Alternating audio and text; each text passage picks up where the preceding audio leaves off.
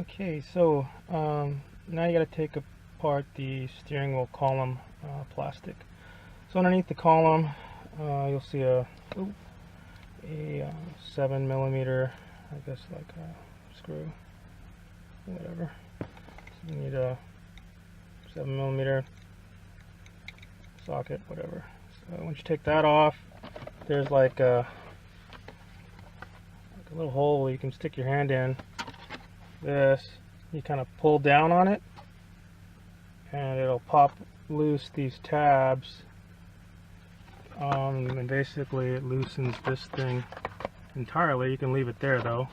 Once that's loosened entirely, it exposes these two more 7mm screws that you can't see there because I took them out already, but if you look on the bottom piece, you'll see where they're at. But you need to move that top piece up before you can access these. So you kind of pull this down underneath to pop the top piece loose.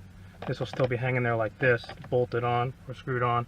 And then once you lift that up, you exposes those screws. Once you take those out, then this whole thing falls out.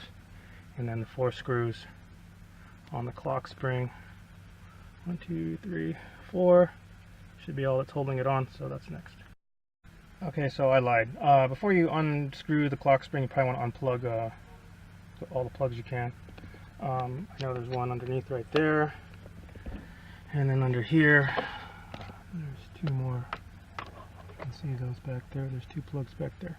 So you unplug those 2, and the one on the bottom, and then the 4 screws, and that should come right out.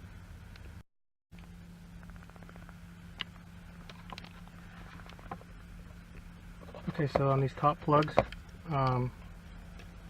pretty easy. There's a tab on this one in the middle.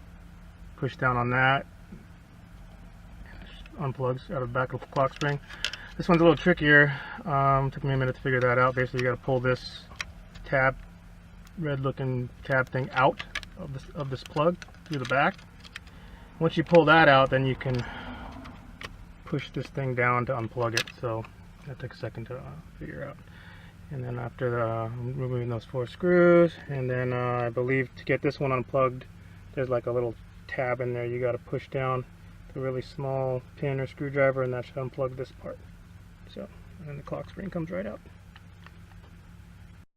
Okay, so here is the volt clock spring. Now that plug right there on the bottom was a pain in the ass too. You see that little hole right there?